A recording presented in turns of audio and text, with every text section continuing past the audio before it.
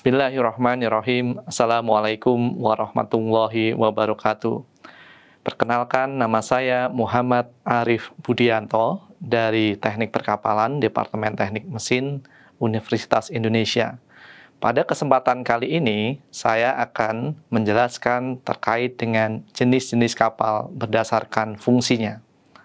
Tahukah Anda, pada tahun 2022 yang lalu, jumlah kapal yang melakukan kegiatan di perairan Indonesia mencapai lebih dari 10.000 kapal. Di Selat Malaka adalah jalur tersibuk kedua di dunia dengan lebih 83.000 kapal melewati rute ini. Kenapa banyak kapal yang melewati perairan Indonesia? Karena ada 5 manfaat pengiriman barang melalui kapal. Yang pertama adalah aman. Yang kedua adalah efisien, kemudian yang ketiga adalah cost efektif, kemudian yang keempat adalah ramah lingkungan, dan yang kelima adalah dapat memuat barang yang lebih besar. Nah, berikut ini adalah klasifikasi jenis-jenis kapal berdasarkan Robert Targat dalam buku Ship Design and Construction. Jadi, klasifikasi jenis kapal berdasarkan fungsi dibagi menjadi 3. Jadi yang pertama adalah commercial vessel, kemudian yang kedua adalah industrial vessel, kemudian yang ketiga adalah service vessel. Dari ketiga klasifikasi tersebut, terdapat berbagai jenis kapal. Sebagai contoh, yang pertama adalah kategori dry cargo ship untuk jenis general cargo ship. Berikut ini adalah foto dari kapal Caraka Jaya Niaga milik Pelayaran Nasional Indonesia. Kapal ini memiliki istilah umum kapal barang dengan jenis muatan berbagai bentuk packing seperti kotak, drum, kawat roll, muatan, dan lain-lain. Dengan memiliki karakteristik umum, yaitu memiliki derek crane sendiri di kapal tersebut. Nah, berikutnya, ini adalah jenis kapal container ship yang masuk ke dalam kategori commercial vessel. Nah, istilah lain pada kapal ini adalah kapal peti kemas atau kapal kontainer. Nah, jenis muatan pada kapal ini yaitu peti kemas atau kontainer dengan ukuran tetap sesuai ketentuan. Dan berikut ini adalah foto kapal Sinar Penida milik PT Samudra Indonesia.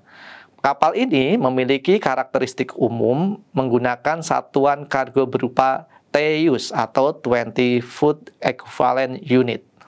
Nah, berikut ini adalah jenis kapal bulk carrier dalam kategori dry cargo ship. Nah, istilah umum kapal ini adalah kapal muatan curah kering.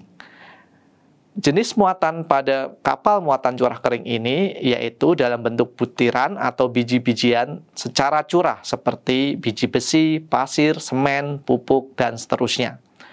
Karakteristik umum pada kapal ini salah satunya adalah penamaan jenis kapal sesuai dengan muatan spesifik dan menggunakan istilah carrier. Sebagai contoh, coal carrier, ore carrier, semen carrier, dan seterusnya. Dan berikut ini adalah contoh foto kapal Malahayati Baruna milik Bahtera Adiguna. Dan berikutnya ini adalah kapal jenis tanker. Kapal jenis tanker merupakan kategori dari liquid cargo ships. Nah, jenis muatan pada kapal jenis ini adalah muatan cair atau gas yang dimuat secara curah seperti bensin, solar, minyak, kemudian palm oil, LNG, LPG, dan seterusnya. Karakteristik umum pada kapal ini penamaannya sesuai dengan jenis muatan seperti crude atau produk oil carrier, atau chemical tanker, gas tanker, dan seterusnya. Nah, ini adalah foto dari kapal MT Papandayan milik Pertamina. Berikutnya adalah kapal jenis ferry dalam kategori passenger ships. Kapal lain atau istilah lain pada kapal ini adalah kapal penyeberangan atau kapal ferry. Nah, pada umumnya kapal ini mengangkut penumpang. Selain itu bisa mengangkut kendaraan, yaitu jenis khusus, yaitu Ro-Ro. Nah, karakteristik umum pada kapal ini yaitu ruang kemudi berada di depan, memiliki banyak kamar tamu. Kemudian kapal jenis Ro-Ro terdapat rem door dan tempat kendaraan. Dan berikut ini adalah contoh kapal milik ASDP Ferry, yaitu kapal motor penumpang Legundi. Dan berikutnya adalah kapal industrial vessel kategori offshore vessel, yaitu pipelaying vessel. Fungsi dari kapal ini adalah untuk memasang pipa atau kabel bawah laut. Karakteristik umumnya yaitu memiliki derek untuk memasang pipa atau kabel. Dan berikut ini adalah contoh dari kapal milik Timas Suplindo untuk pipelaying vessel. Dan berikutnya, fungsi kapal untuk industrial vessel, jenisnya yaitu floating production storage and offloading. Ini merupakan kapal pada kategori offshore vessel. Nah, memiliki fungsi yaitu mengolah fluida sumber dan mentransfer minyak mentah yang sudah diolah. Nah, karakteristik umum kapal ini yaitu berada di laut lepas, memiliki fasilitas pemrosesan minyak dan gas, dan memiliki fasilitas akomodasi.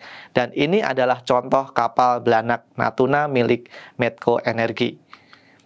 Dan berikutnya kapal service vessel dalam kategori workcraft, yaitu jenis tugboat.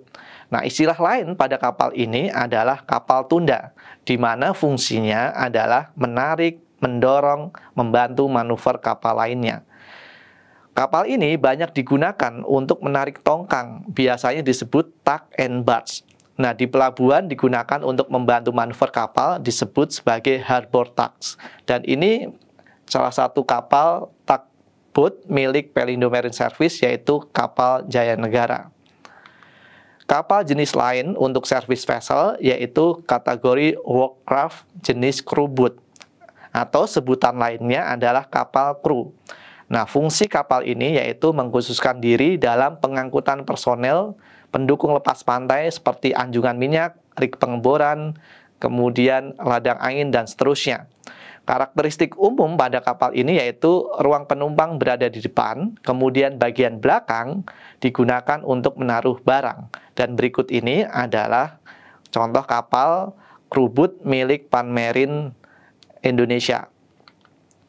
Dan terakhir, untuk kapal kategori khusus, ada beberapa kapal yang memiliki fungsi khusus. Yang pertama adalah kapal perang, kemudian yang kedua adalah kapal selam, yang ketiga adalah hidrofoil, kemudian yang keempat adalah wing in ground effect, dan masih ada beberapa jenis kapal lain. Nah, demikian jenis-jenis kapal yang telah beroperasi di Indonesia. Mudah-mudahan perkapalan Indonesia makin maju. Terima kasih.